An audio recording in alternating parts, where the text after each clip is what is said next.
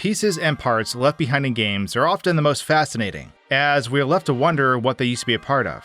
Breadcrumbs from something that used to exist that was wiped, but not entirely.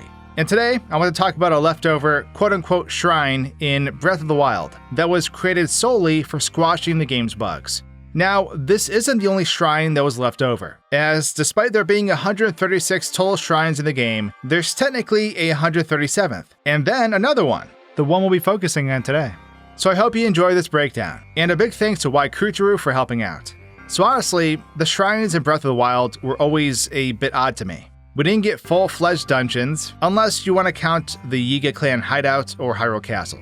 So going into this game, it was a lot different than other Zeldas. When I entered these shrines, I often wondered what they were like outside of what we could see.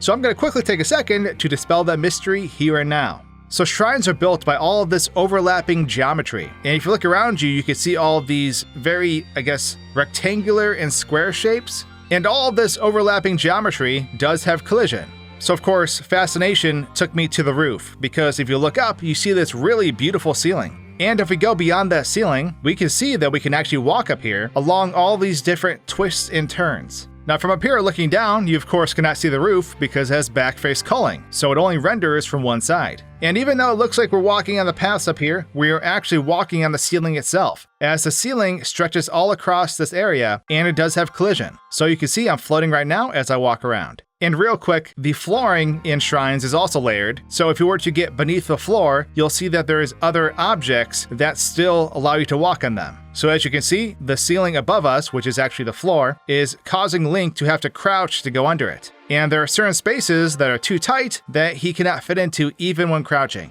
And the very last thing I want to talk about is the death barrier itself. So as you can see, outside here on top of the shrine, the whole sky is one tone. And down below, we can see the death barrier, this black rectangle that stretches all around the shrine. But if we were to glide out and past this barrier, well, we'll actually fall forever. So you can see Link here falling for all of eternity as the shrine slowly gets smaller and smaller up above us. And if I left this game running for a very long time, which I'm not going to, Link would get very, very distorted. So shrine construction aside, earlier I mentioned a 137th shrine. So let me clear that up real fast. Back in 2021, passionate Zelda modder YKrutaru ended up discovering that beyond the playable 136 shrines, labeled as dungeons in the game files, there was one more in Breath of the Wild. Now, this shrine itself wasn't too exciting from the perspective of a player, as it was simply an empty area. An empty blessing shrine, which is one of the most common kinds you can encounter. And while this list of dungeons in the game goes from Dungeon 000 to Dungeon 136, which is actually 137 shrines, there was yet another dungeon beyond this 137th shrine that was not included in this range. And this dungeon was called Mario Club Test Dungeon. So yes, it's quite an odd name, especially given it features the name of Nintendo's other star protagonist. However, some of you may know this, but the Mario Club is the debugging team for Nintendo. Their goal is to try to break the game and push its functionality to the limit, while making sure everything actually works in unison. So in short, the Mario Club Test Dungeon was probably the ultimate playground for messing with the game's physics, items, weapons, etc. Which I'll explain where this reasoning comes from in just a second. This was a special area made just for them, and an area that was basically destroyed after testing had been completed. However, not everything was gone. And that's when YKrutaru began to look into things a bit further. Side note here, I love stuff like this. It reminds me of like in Super Mario Sunshine, where the beta version of Delfino Plaza was aided in restoration by only one leftover asset, a height map for the graffiti in the game. For Mario Club Test Dungeon though, there was really only one set of data left associated with the area. A list the game uses to keep track of states for objects for the current play session and within a saved game. However, this list was pretty hefty and included quite a lot of things on it, which helped in identifying what kind of debugging shrine this was. Each actor flag directly states the object name, and there were 355 actor flags related to Mario Club Test Dungeon.